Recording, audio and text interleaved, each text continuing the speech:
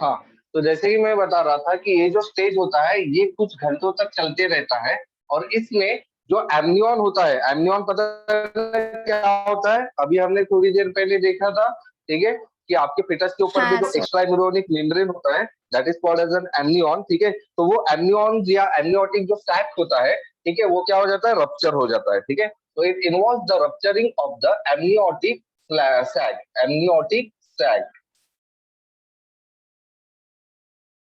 ठीक है। अब ये जो एमनियोटिक सैक होता है ना, इसके अंदर एमनियोटिक फ्लूइड होता है, ठीक है। तो क्या होता है, प्रेग्नेंट लेडीज में जब डिलीवरी का टाइम आ जाता है ना, तो उसमें से क्या हो जाता है, ऐसा कहा जाता है कि भाई पानी निकल आया, ठीक है। और पानी निकल आने के बाद में जनरली वो तो मतलब टाइम आ ही क्या है, ऐसा कहा जाता है, ठीक है। तो जो पानी निकल आना शुरू हो गया, ये जो कंडीशन कहा जाता है, वो एक्चुअली यही रहता है कि वहां पर एमनियोटिक जो सैक होता है वो क्या हो जाता है, वहां पर ब्रेक हो जाता है, और उसके अंदर रहने वाला जो एमनियोटिक क्या होता है, फ्लूइड होता है, वो बाहर आना स्टार्ट हो जाता है। क्लियर है? समझ में आ गया आपको? Yes sir. Yes sir. ठीक है। तो ये हमारा पहला stage, that is called as a dilatation stage. तो डायलिटेशन स्टेज वापस एक बार रिवाइज कर लीजिए, क्या हो रहा था पूरे डायलिटेशन स्टेज में? यूटेराइन का कॉन्ट्रैक्शन होता है, ठीक है, और वो टॉप से स्टार्ट हो जाता है। देन स्टिमुलेटरी रिफ्लेक्सेस की वजह से ऑक्सीटोसिन रिलीज हो जाता है। ये ऑक्सीटोसिन की वजह से यूटेराइन कॉन्ट्रैक्शन और भी ज्यादा स्ट्रॉन्गर एंड स्ट्रॉन्गर हो जाता है, जिसकी वजह से जो बेबी होता है वो यूटेरस से डाउनवर्ड टुवर्ड्स द सर्विस धकेला जाता है, which it heads lies against the service. उसके बाद में सर्विस आप लोगों का डायलेट होता है along with the vaginal dilatation, और उसके बाद में ये जो स्टेज होता है ये कुछ घंटों तक चलते रहता है, and it involves the rupturing of the amniotic sac. और इसमें क्या हो जाता है, एमनियोटिक सैक का रप्चरिंग हो जाता है। क्लियर है? हाँ sir. Yes sir. Yes sir. ठीक है। देन लेटर ऑन, अब नेक्स्ट जो रहता है वो क्या होता है, ठीक है। तो नेक्स्ट स्टेज होता है एक्सपल्शन स्टेज। ओके। अब एक्सपल्शन स्टेज की जो होता है, it last for near about 20 to 60 minute. सबसे पहले इसका टाइम मैं बता देता हूँ, ये 20 to 60 मिनट तक चलते रहता है, ठीक है। अब इसमें होता क्या है, यूटेराइन कॉन्ट्रैक्शन और भी ज्यादा स्ट्रॉन्गर हो जाता है। Uterine contraction becomes more and more stronger, becomes more and more stronger, बराबर है, ये और भी ज्यादा स्ट्रॉन्गर हो जाता है, ठीक है। और जब नॉर्मल डिलीवरी के टाइम पर फिर क्या होता है, during normal delivery,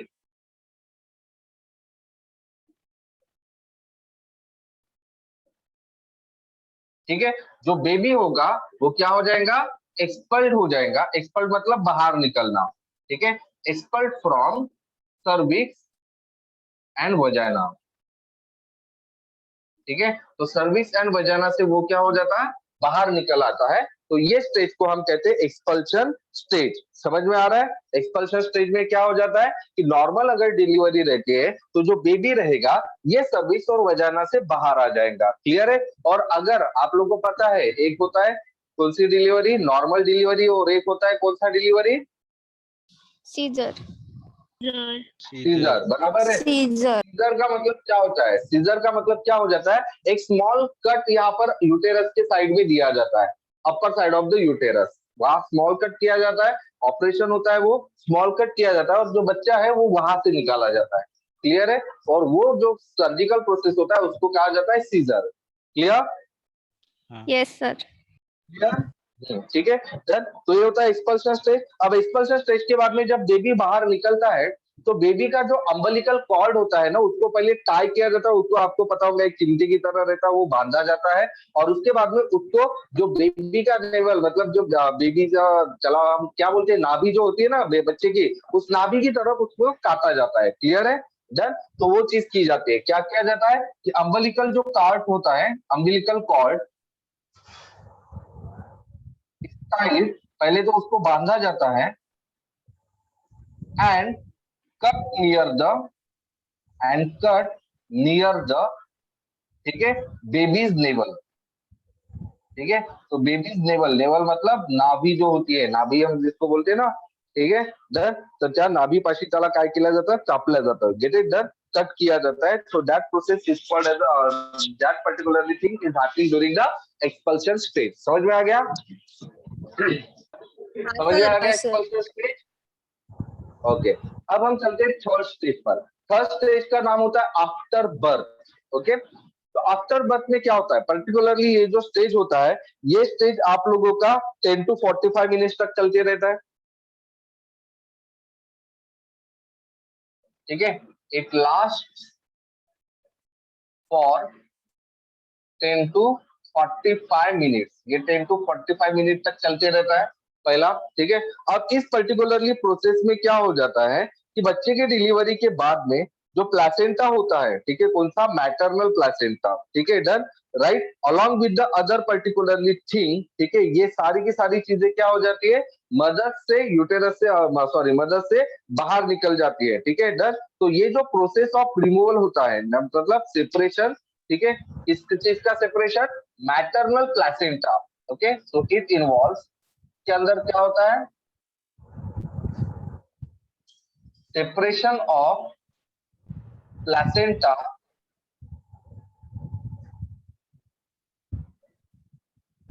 from uterus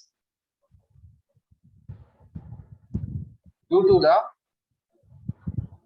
uterine contraction, due to the uterine contraction. ठीक है, यहां पर भी यूटेराइन कॉन्ट्रैक्शन हो जाता है, बट अब इस यूटेराइन कॉन्ट्रैक्शन से जो यूटेरस का प्लेसेंटा होता है, मतलब मैटरनल प्लेसेंटा, वो भी क्या हो जाता है, बाहर आ जाता है। ठीक है, तो ये जो पर्टिकुलरली प्रोसेस होता है, इसको ही हम कहते हैं called as a after birth. Okay, इसको ही हम कहते हैं आफ्टर बर्थ। क्लियर है? Yes, clear sir. है? Yes, sir. ठीक है, तो ये सारे के सारे स्टेजेस होते हैं पार्ट्यूरेशन के। क्लियर? Yes, sir. ओके, तो कोई कंफ्यूजन इसमें? नहीं सर। ठीक है, अब हम जो नेक्स्ट देखते हैं नहीं सर. दैट इज, अब देखिए जो पूरा का पूरा पार्ट्यूरेशन का प्रोसेस होता है, ये पार्ट्यूरेशन के प्रोसेस में काफी सारे हार्मोन्स इन्वॉल्व होते हैं। सिर्फ आपका ऑक्सीटोसिन इन्वॉल्व नहीं होता है जो यूटेराइन कॉन्ट्रैक्शन को मोर एंड मोर स्ट्रॉन्गर बनाता है, इसके अंदर बहुत सारे हार्मोन्स इन्वॉल्व होते हैं। तो अभी हम जो बात करेंगे that is the hormones involve during the parturition, कि भाई कौन कौन से हार्मोन्स होते हैं जो पार्ट्यूरेशन के टाइम पर इन्वॉल्व होते हैं। ठीक है, हार्मोन्स involved during parturition।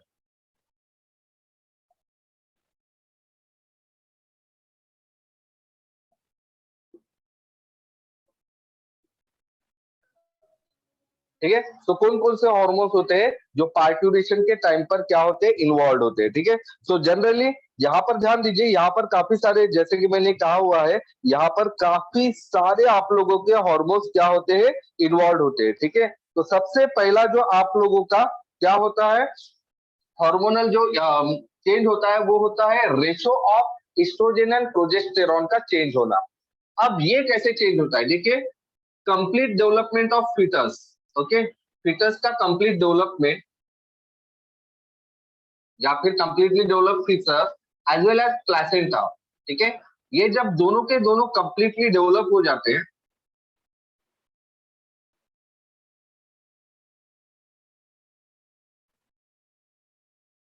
ठीक है, कौन, फीटस और प्लेसेंटा, जब ये दोनों के दोनों क्या हो जाते हैं, कंप्लीटली डेवलप हो जाते हैं, तो ये सबसे पहले माइल्ड यूटेराइन कॉन्ट्रैक्शन प्रोड्यूस करवाते हैं।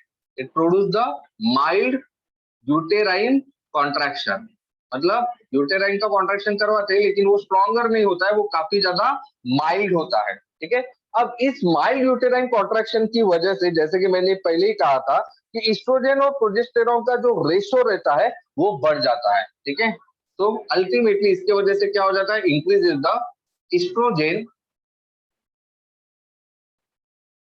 Progesterone ratio.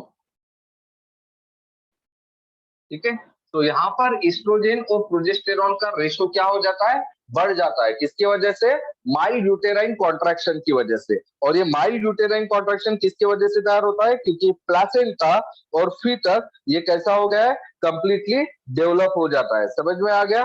Done. So ultimately यहाँ पर क्या हो जाते हैं, जैसे ही ये एस्ट्रोजन और प्रोजेस्टेरॉन का रेशो बढ़ जाता है, तो यूटेराइन मसल्स में जो ऑक्सीटोसिन के रिसेप्टर्स होते हैं वो भी आप लोगों के बढ़ जाते हैं। ठीक है, डन। अब ध्यान दीजिए यहाँ पर क्या होता है, तो ये लेवल बढ़ने की वजह से यहाँ पर दो इंपॉर्टेंट चीजें होती है। पहले ये चीज हो जाती है कि oxytocin, number of oxytocin receptors, number of oxytocin receptors in uterus, in uterus ये बढ़ जाते हैं। ठीक है, क्योंकि ध्यान दीजिए डिलीवरी के टाइम पर यूटेरस का बहुत ही ज्यादा कॉन्ट्रैक्शन होना जरूरी होता है, और जैसे कि मैंने बताया था यूटेरस का कॉन्ट्रैक्शन होता है ऑक्सीटोसिन की वजह से, बराबर है। तो भाई यूटेरस के अंदर ऑक्सीटोसिन को रिसीव करने के लिए कोई ना कोई रिसेप्टर होने चाहिए। अब ये जो रिसेप्टर रहते हैं ये ऑल टाइम प्रेजेंट नहीं रहते, क्योंकि देखिए ऑलरेडी मैंने आप लोगों को समझाया हुआ है कि ऑक्सीटोसिन सिर्फ प्रेगनेंसी के टाइम पर ही रिलीज होता है, ऐसी बात नहीं है। ऐसी काफी सारी फिजिकल एक्टिविटीज होती है, ठीक है, जहां पर ऑक्सीटोसिन काफी ज्यादा रिलीज हो जाता है। तो लेकिन अगर ऑक्सीटोसिन रिलीज होगा तो हर बार यूटेराइन कॉन्ट्रैक्शन बढ़ना चाहिए, सही है, लेकिन ये हर बार नहीं बढ़ता है, ये सिर्फ प्रेगनेंसी के दौरान ही बढ़ता है। उसके पीछे ये पूरा का पूरा सीक्वेंस काम में आता है। क्यों? क्योंकि भाई ये जो चीजें होती है, क्या ऑक्सीटोसिन भले ही बढ़ जाए बट वो बढ़ने के बाद में उसको रिसीव करने के लिए जो रिसेप्टर चाहिए वही नहीं रहेंगे, तो फिर ऑक्सीटोसिन बढ़ने का कोई मतलब नहीं रहेगा।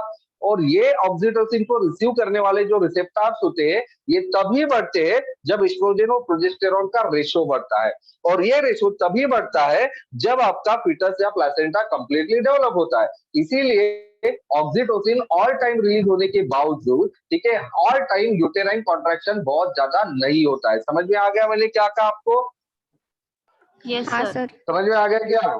ठीक है, तो ये चीज होती है। तो ये सबसे इंपॉर्टेंट चीज होती है कि भाई यहाँ पर क्या हो जाता है आप लोगों का यूटेराइन कॉन्ट्रैक्शन जो होता है वो सॉरी नंबर ऑफ ऑक्सीटोसिन जो रिसेप्टर्स होते हैं वो बढ़ जाते हैं, एंड लेटर ऑन यही पर्टिकुलरली इंक्रीज जो रेशो होता है एस्ट्रोजन और प्रोजेस्टेरॉन का, यही क्या कर लेता है आपका यूटेराइन कॉन्ट्रैक्शन को भी बढ़वाता है at the and, increase the uterine contraction at the end of parturition, at the end of parturition, ठीक है। तो पार्टूरिशन के एंड पर यही जो चीज होती है ये क्या करवाता है, यूटेराइन कॉन्ट्रैक्शन को भी बढ़ा देता है at the end of the parturition, ठीक है।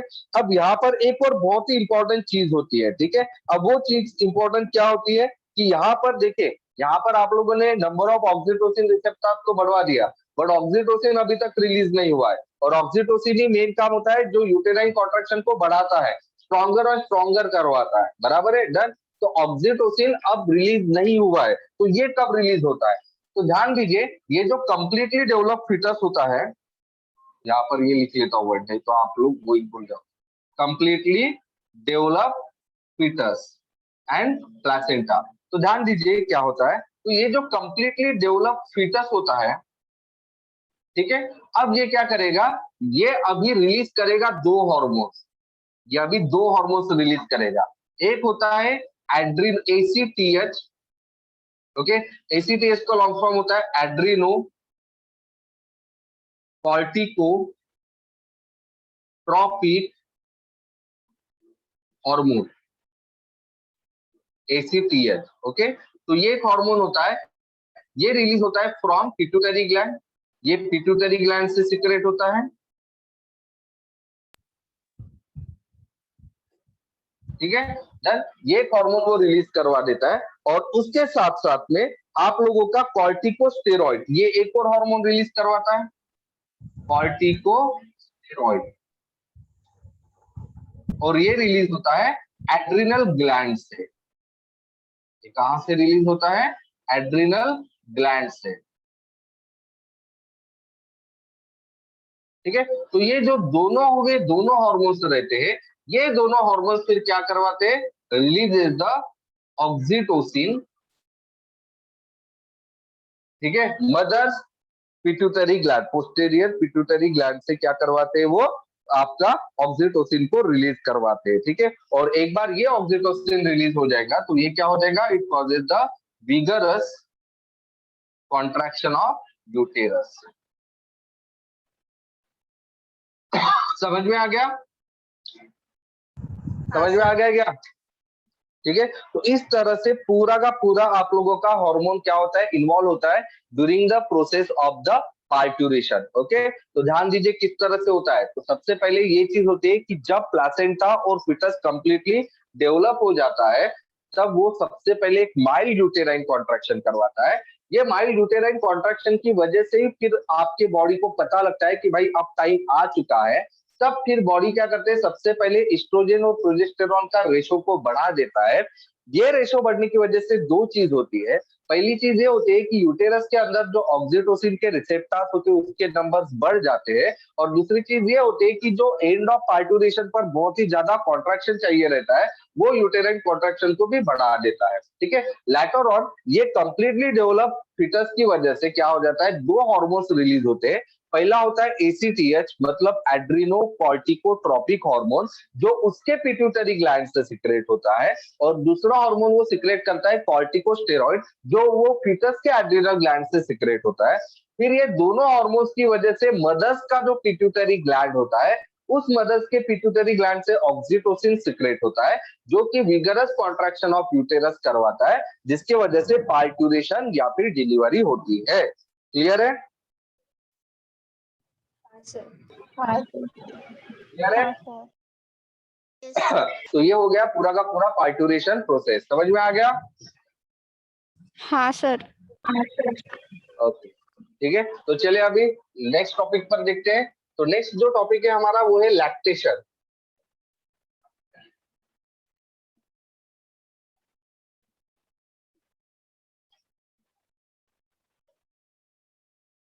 Lactation,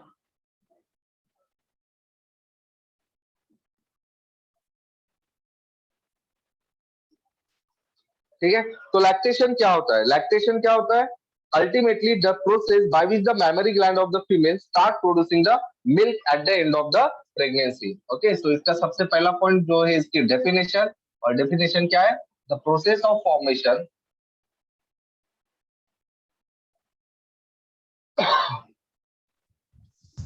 of milk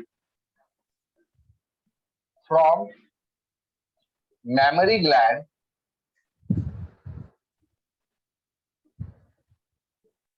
of female after parturition या फिर, ठीक है। तो ये जो प्रोसेस होता है that is called as a lactation, ठीक है। And now do tell me कि which particularly hormone is responsible for the process of lactation? कौन सा हार्मोन रिस्पांसिबल होता है? प्रोलैक्टिन।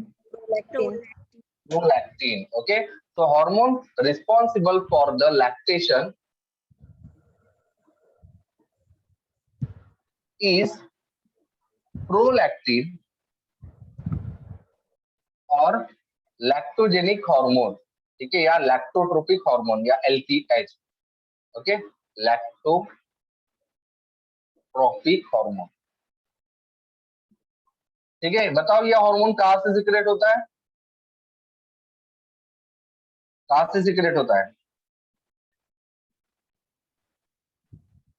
पिट्यूटरी ग्लैंड, ये भी पिट्यूटरी ग्लैंड से सिक्रेट होता है। Okay, done done. हाँ सर। देन नेक्स्ट जो पर्टिकुलरली पॉइंट होता है वो दिया हुआ है यहाँ पर कोलोस्ट्रम का, कि कोलोस्ट्रम क्या होता है, ठीक है। डन। ये वर्ड आप लोगों ने सुना भी है, चिक, ऐकलंय गाईचं चिक? हाँ ऐकलंय ना? हो, खाल्लं पण आहे. खाल्लं पण आहे, बरोबर आहे। ते गाईचं जे चीक असतं ना, it is nothing but the colostrum, इसी को हम क्या कहते हैं? कोलोस्ट्रम कहते हैं। समझ में आ रहा है? डन। तो क्या होता है एक्चुअली, ये जो कोलोस्ट्रम रहता है it is the sticky and yellow fluid, ठीक है। ये एक स्टिकी और येलो फ्लूइड होता है,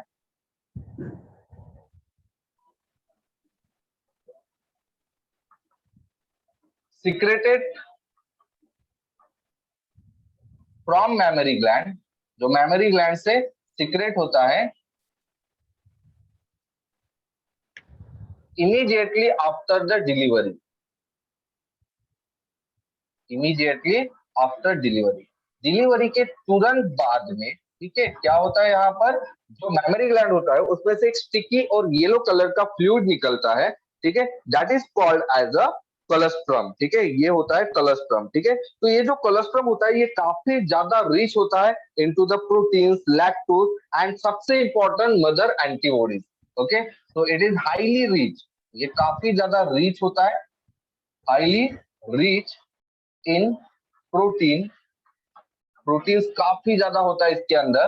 प्रोटीन्स के बाद में इसमें होता है लैक्टोज एंड मदर्स एंटीबॉडीज, ये सबसे इंपॉर्टेंट चीज होती है, ठीक है। And mother's antibodies that is IgA, okay, वो IgA टाइप की होती है मदर्स एंटीबॉडीज। Okay, done. तो भाई देखिए क्या होते हैं, जब हम पैदा होते हैं तो हमारी जो इम्यून सिस्टम रहती है वो कंप्लीटली डेवलप हुई रहती है क्या? नहीं।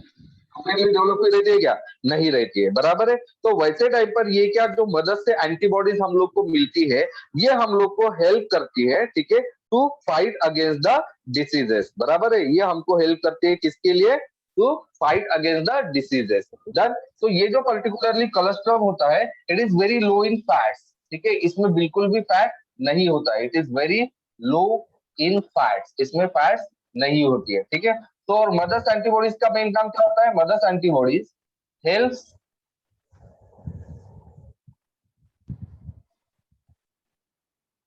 To fight the disease. Against the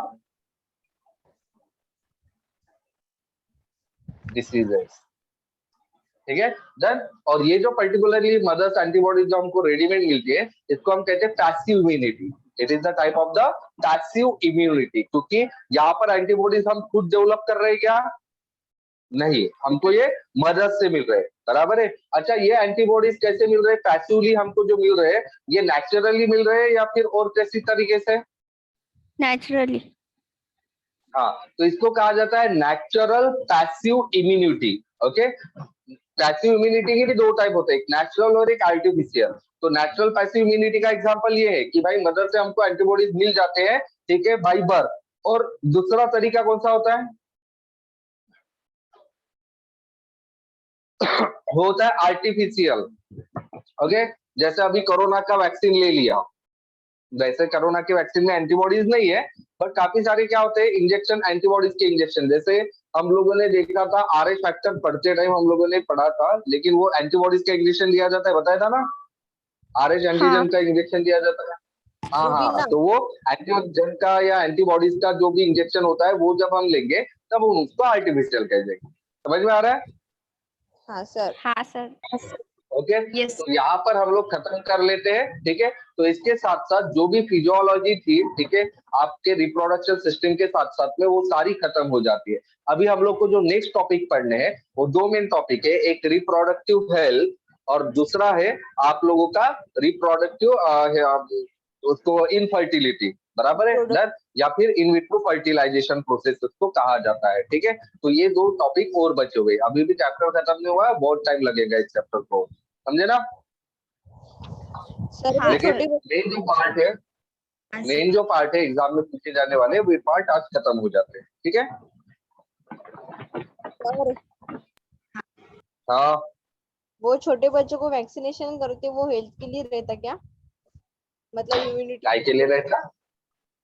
हाँ, ऑफकोर्स कोई भी वैक्सीनेशन का मेन मकसद तो वही रहेगा ना, इम्यूनिटी, और क्या रहेगा?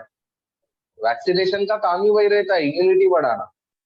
किसी भी वैक्सीन का मेन काम वही होता है कि हमको डिसीज से जो लड़ना है, देखिए हम लोग डिसीज को बिल्कुल अवॉइड नहीं कर सकते हैं, तो can not avoid it at all, समझे ना, वो रहने ही रहने वाले। आपको क्या लगता है पोलियो भले ही आप लोगों ने कहा है कि भाई इंडिया से इरेडिकेट हुआ है, but that really doesn't mean कि पोलियो इरेडिकेट हो गया, मतलब पोलियो के जितने भी वायरसेस थे इंडिया के अंदर हमने सबको मार दिया, ऐसा है क्या उसका मतलब? हमने वायरस को पकड़ के मारा है क्या? नहीं। नहीं। और वो पॉसिबल भी होगा कि हर एक वायरस को पकड़ पकड़ के मारना? नहीं। नहीं, ठीक है। हमने क्या किया, बस वो वायरस के अगेंस्ट में इम्यूनिटी डेवलप कर ली हमारे बॉडी में वैक्सीनेशन से, बराबर है। तो वायरस अभी भी हमारे बॉडी में है, लेकिन हम लोग को पोलियो, वैसे तो हम लोग को नहीं हो सकता, लेकिन छोटे बच्चों के अंदर अभी भी पोलियो के वायरसेस होंगे, बट उनको पोलियो नहीं हो सकता। द रीजन बिहाइंड दैट, क्योंकि उस वायरसेस के लिए उन्होंने क्या डेवलप कर लिए? इम्यूनिटी डेवलप कर लिए। और ये इम्यूनिटी उन्होंने कब डेवलप कर ली? जब उन्होंने वैक्सीन ले ली। समझ में आ रहा है? हाँ सर। हाँ सर। अच्छा मुझे बताओ, पोलियो के वैक्सीन के पहले, ठीक है, हर लोग को पोलियो होता था क्या? नहीं। नहीं। नहीं, किसी किसी को ही होता था ना। हाँ। हाँ। तो क्या वजह हो सकती है कि भाई किसी बच्चों को पोलियो होता था लेकिन किसी बच्चों को नहीं होता था? क्या रीजन हो सकता है? मम्मी की तरफ से वो मिलता है ना इम्यूनिटी पावर। अच्छा, अगर मम्मी को पोलियो रहेगा तो बच्चों को भी हो जाएगा क्या? नहीं। नहीं होता है वो, क्या जेनेटिक डिसऑर्डर तो नहीं है ना वो? सर पहले बराबर है। सर पहले वैक्सीन निकलने के पहले पहले कुछ तो भी लस की कुछ तो भी देते थे बोलते ना, गाय की कुछ तो भी ऐसा सुनी मैंने। ये किसने बताया तुमको? हमको 9th में की कुछ तो भी पढ़ाए थे, जब ऐसे और क्या? वैक्सीन निकलने की थी तब कुछ तो भी ऐसे बैल का की कुछ तो भी देते थे अच्छा, ऐसे सुन। या तुम लोग को ये बताया गया था कि भाई स्मॉल पॉक्स वैक्सीन का जो डिस्कवरी थी, वो जो एडवर्ड जेनर था उसने ये देखा कि उसके घर में आने वाला दूध वाला साला उसको वैक्सीन नहीं हुआ है, तो उसने जाकर उसका पीछा किया तो पता चला कि भाई उसके काऊ को एक वैसा ही डिसीज होकर है, जिसकी वजह से उसका दिमाग चला कि भाई ये जो काऊ वाला सीरम है उसको जरा डाल के देखते हैं। हाँ हाँ वही वैसा ये ही। कुछ सुना आप लोग? हाँ, तो ये हम्म। मैंने ही सुनाई कहानी है, और वो सुनाई हुई आपने कहानी तो वो बताए अलग है। थे सर वो। ऑफलाइन। आपने हाँ, नहीं तो वो क्या बताया, कि आपने पहले सुनी थी। हाँ मैंने ही बताया था, लेकिन वो किस चीज के लिए बताई थी मैंने, कि भाई वैक्सीनेशन का मतलब ढूंढा कैसे गया था, है ना, वैक्सीन क्यों ढूंढी, कैसी ढूंढी गई, उसके बारे में थी वो जानकारी। तो मेरा सवाल ये था कि भाई पोलियो जो है, ठीक है, सभी बच्चों को क्यों नहीं हुआ, है ना, जिस टाइम पर वैक्सीन नहीं हुआ था तो सारे के सारे बच्चों को क्यों नहीं हुआ, रीजन क्या है? जैसे अभी देखिए, अभी मुझे बताइए, अभी कोरोना सबको हो रहा है क्या? कोरोना जो है वो सबको हो रहा है क्या? नहीं। हाँ? नहीं। नहीं हो रहा है ना। अगर किसी को कोरोना नहीं हो रहा है इसका मतलब हम क्या बोलते हैं कि उसकी इम्यूनिटी पावर स्ट्रांग होगी। ज्यादा। इम्यूनिटी ज्यादा है। तो भाई हमारी इम्यूनिटी बहुत ही ज्यादा इंपॉर्टेंट होती है, समझे ना। और वायरल इन्फेक्शन के लिए तो इम्यूनिटी काफी ज्यादा इंपॉर्टेंट होती है। जैसे आप लोग देखिए, कोरोना के पहले भी हम लोग बीमार नहीं होते थे, ऐसी बात नहीं है। वायरल इन्फेक्शन, है ना, होते ही थे ना। हर 5-6 महीने में एक बार तो होता ही होता है हम लोग को, बराबर है। लेकिन जब वायरल इन्फेक्शन होता है तो उसकी खास बात ये होती है कि घर में एक को हो गया तो सबको हो जाता था, बराबर है। हाँ। हाँ। सही है। लेकिन फिर भी ये जरूरी था क्या? कभी कभी ऐसा होता था क्या? नहीं, किसी एक को ही होता था, बाकी लोगों को नहीं होता था। ऐसा भी होता था ना। हाँ। हाँ। हाँ, तो वो सब इम्यूनिटी का काम है। अब देखो, मेरे को बीमारी होती है क्या? मेरे को बिल्कुल नहीं होती है, बिकॉज इम्यूनिटी स्ट्रॉन्गर है, समझे क्या? हाँ। हाँ सर। हाँ ठीक है, सर। हाँ गुड, ठीक है। और इसके लिए कोई डाउट मत रखना, समझे। चले, अभी कल मिलते हैं रिप्रोडक्टिव हेल्थ के साथ, कल नहीं परसों मिलते हैं, ठीक है। Bye bye. और कल पेपर है, ध्यान से देना है, ठीक है। पेपर कैसे देना है वो भी मैं समझा चुका हूँ आप लोग को, टाइम भी बता चुका हूँ मैं आप लोग, क्लियर? 5 बजे ना सर? ओके, चलिए, थैंक यू। क्या बोल रहे करो? 5 बजे ना सर टेस्ट? हाँ ठीक है। ठीक है, ठीक है, ठीक है, चलिए, बाय बाय। Bye sir. भूख लगी है मेरे को।